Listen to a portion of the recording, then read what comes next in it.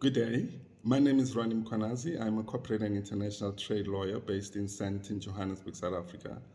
Over the past few weeks, since the Department of Public Enterprises of South Africa, we have been going through the corporate governance handbook that the Department of Public Enterprises in South Africa has crafted for its entities.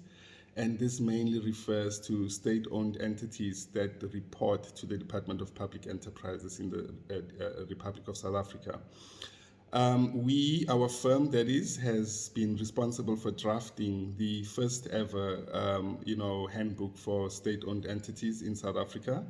And we have been going through this video series, this being part 3, to solicit more views from our fellow professionals around the world in terms of what are the elements of governance that they think are important that perhaps we should consider putting into the book.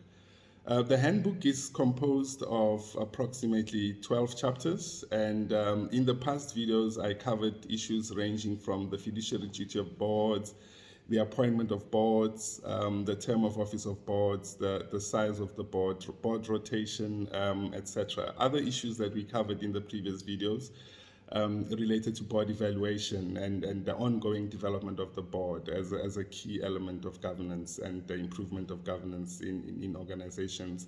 In this video, which is the last part, I would like to cover the rest of the topics contained in the handbook. The major one, or one of the very important ones, is the issue relating to stakeholder matters, stakeholder management from boards and organizations insofar as, managing those relationships are concerned. This is important, especially for SOEs, because if you recall, unlike private corporations, SOEs in every country literally have all the citizens of that country as shareholders.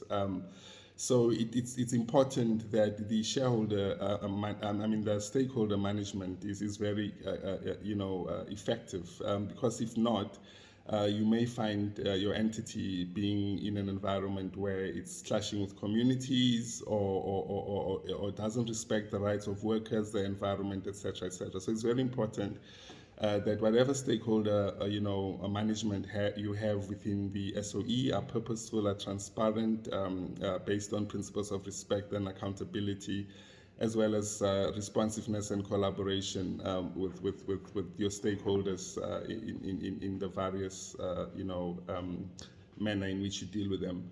The other chapter deals with the authority of the board, and as well as the competencies of what a board should be able to do. This is important because more often than not, as so far as state-owned enterprises are concerned, there may be a perception, or rightly or wrongly so in some cases, about the interference of the shareholder into the affairs of the board, and crafting, and I think delineating the responsibilities of the board, as in specially protected matters for the board, as well as those of the shareholder, is one of the important elements in ensuring that SOEs are properly managed, and that there is no confusion relating to the powers of the board vis-a-vis the powers of the shareholder. Another issue relates to committees of the board. What we've decided to do in the handbook is to restrict ourselves to the statutory committees which are required in terms of the Companies Act. For example, the Audit Committee, the Social and Ethics Committee, as well as the Remuneration Committees. One of the questions we actually received from the workshop was whether we shouldn't list all other committees that exist. We stayed away from that because we didn't want to prescribe what type of additional committees an organization should have, because those are usually determined by the conditions of the company in terms of adding either ad hoc or standing committees for the board, as long as there are terms of reference for each committee that is being established. Very important. The other chapter deals with annual reporting and also how to deal with the annual general meetings, where we're making it easier for the SOEs to understand what is expected of them at annual general meetings, what are the type of reports they're supposed to prepare and submit in preparation of the annual general meeting. For example, your PFMA report, in terms of the Treasury guidelines, your annual financial statement, et cetera, et cetera. We then deal with issues relating to ESG factors, the principles obviously being your human rights, environment, anti-corruption, responsible investment, and that ESG factors should take center stage in the affairs and decision making of the company. An element which is very critical and for shareholders is the issue of performance monitoring, as to what type of tools the shareholders should have in place to ensure ongoing monitoring and evaluation, to ensure that the SOEs, especially the Schedule 2s, which are major trading entities, are able to meet their expectations in terms of the shareholders' compact, and to also ensure that there's some return on investment for those SOEs. Now, these are in the main the topics we've covered. Another dimension around boards relates to the remuneration of boards and how that should be done and should be defined. Because, for example, in South Africa right now, there is, a multitude of types of remunerations of how boards should be paid, whether it should be based on a retainer or a meeting fee. And our argument is that you perhaps need a mixture of the two to make sure that the boards and the board members are able to effectively execute their mandate of the board. Now, the purpose of this handbook, as I've stated, was for it to be applied to all state-owned entities that are reporting to the Department of Public Enterprises.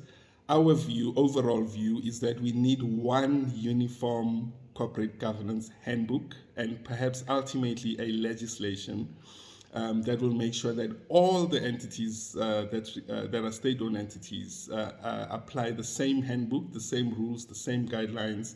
And we believe firmly that only by making sure that we have this type of uniform application of the rules will we be able to start setting our SOEs on a path towards recovery.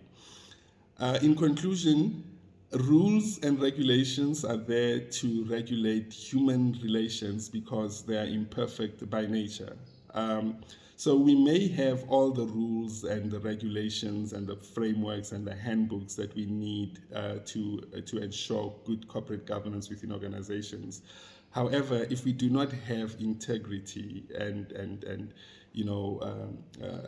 a spirit of enterprise that is required of every business, our SOCs will continue to struggle.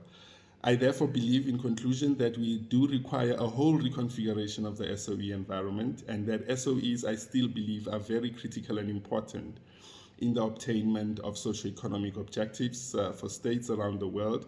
And I also know that the problems that SOEs face in South Africa are not South African problems. They are SOE problems around the world.